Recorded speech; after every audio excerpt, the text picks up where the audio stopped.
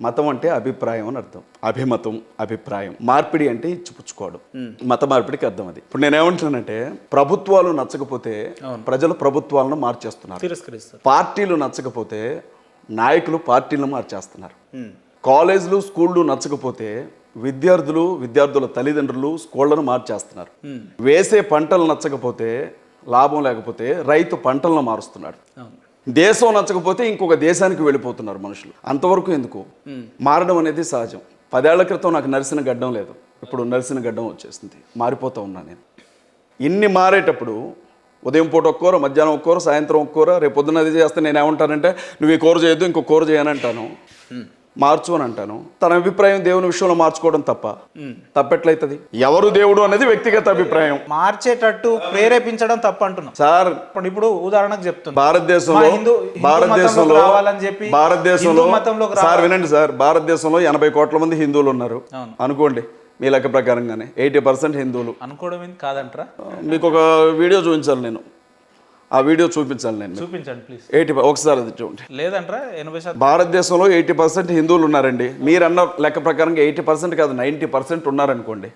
అనుకోండి, ప్రధానమంత్రి హిందువు, కేంద్ర హోంమంత్రి హిందువు, రాష్ట్రాల ముఖ్యమంత్రులు హిందువులు, జిల్లాల ఎస్పీలు, కలెక్టర్లు హిందువులు, ఈ దేశం ఎలక్ట్రానిక్ మీడియా, ప్రింట్ మీడియా హిందువులు. వినండి బ్రదర్, మొత్తం హిందువులే. వినండి, అదే నేను అంటున్నాను. వినండి బ్రదర్, వినండి బ్రదర్, అరే వినండి బ్రదర్ అంటున్నాను నేను. అదే ప్రశ్న అడిగారు, దానికి సమాధానం చెప్పను. సిగ్నేచర్ ఈటీవీ హిందువుల ఛానలే, TV9 హిందువుల ఛానలే, NTV హిందువుల ఛానలే, సిగ్నేచర్ స్టూడియో కూడా హిందువుల ఛానలే, అన్ని హిందువుల ఛానలే. ఒకవైపు అధికారంలో మీరే ఉన్నారు, మరొక వైపు జనబలంలో మీరే ఉన్నారు, మరొక వైపు పెత్తనంలో మీరే ఉన్నారు. 80% ఉన్న మిమ్మల్ని 20% 10% ఉండే క్రైస్తవులు మభ్యపెట్టి మతం మారుస్తున్నారా? అది అంటరాని వాళ్ళు.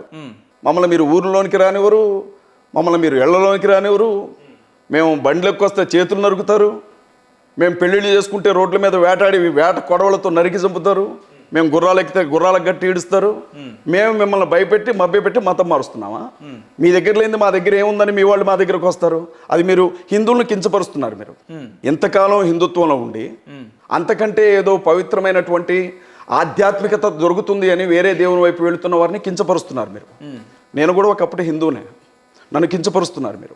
నాకు రాముడి దగ్గర దొరికింది, కృష్ణుడి దగ్గర దొరికింది, విష్ణువు దగ్గర దొరికింది, క్రీస్తు దగ్గర ఏదో దొరికింది కనుక నేను వెళ్ళాను, అది నా వ్యక్తిగతం. మీరెవరు అంటున్నాను.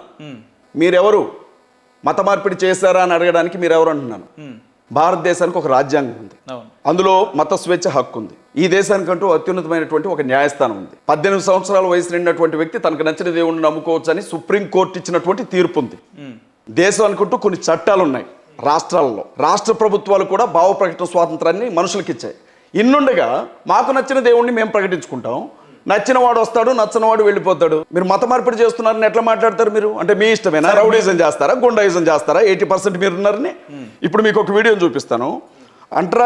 మేము అంటరాని వాళ్ళమా సార్?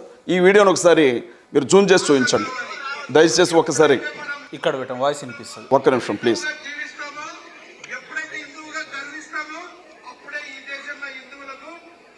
సార్ ఒకసారి దయచేసి ఈ వీడియోని చూపించండి. నేను మాట్లాడడానికి ముందు ఈ వీడియోని ఒకసారి ఒక 30 సెకండ్ల పాటు నిన్న అన్నమయ్య జిల్లాలో రాయచోట్లో విశ్వ హిందూ పరిషత్ వాళ్ళు ఏర్పాటు చేసినటువంటి సభలో విహెచ్పికి సంబంధించిన హిందువులకు సంబంధించినటువంటి నాయకులు మాట్లాడినటువంటి మాటలను ఒకసారి జస్ట్ ఒక 20 to 30 సెకండ్స్ మనం వినడానికి ట్రై చేద్దాం. ఒకసారి చూడండి.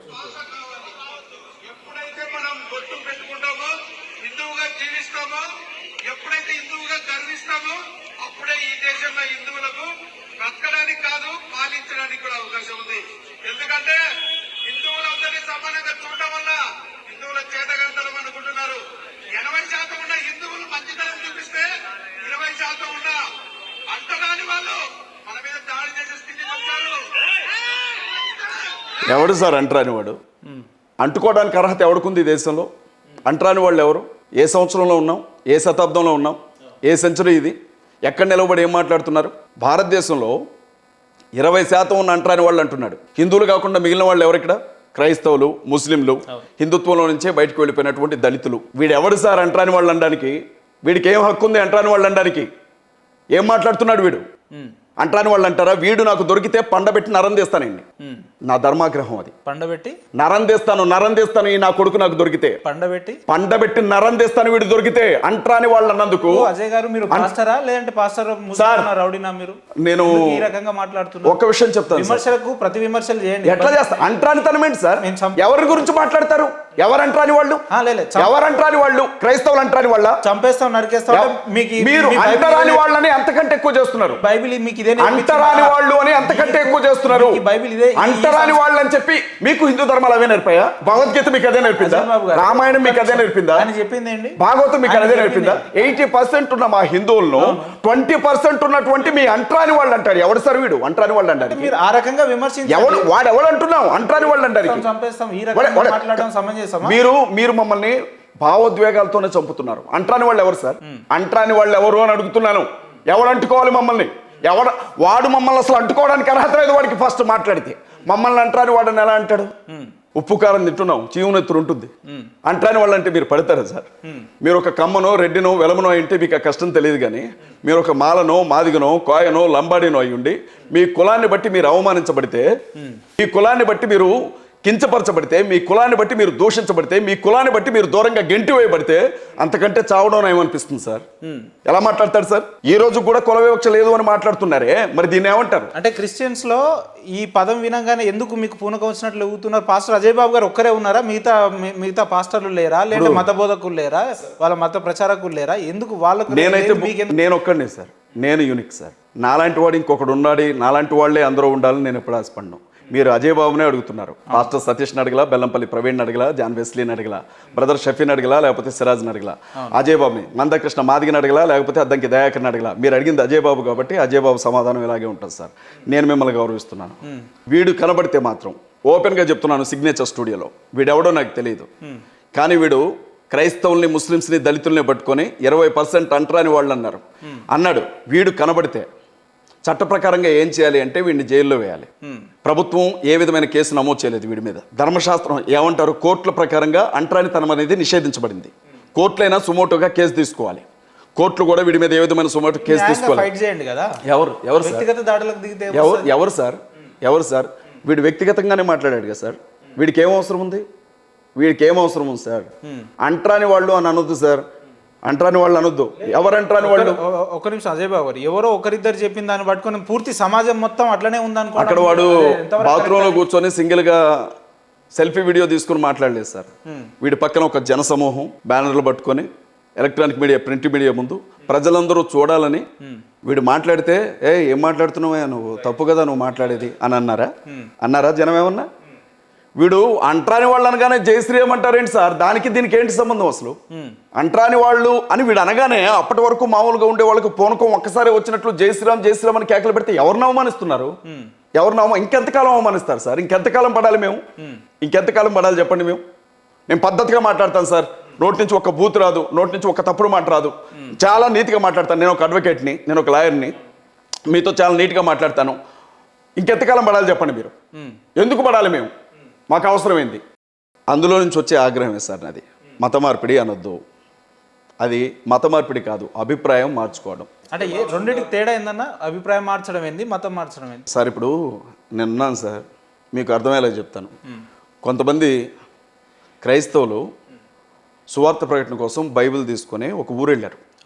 ఆ ఊర్లో కొంతమంది వ్యక్తులు, హిందుత్వవాదులు, ఆ పాస్టర్స్ని అందరినీ కూడా బలవంతంగా ఒక టెంపుల్లోకి తీసుకెళ్లారు. హనుమంతుడి టెంపుల్ అది.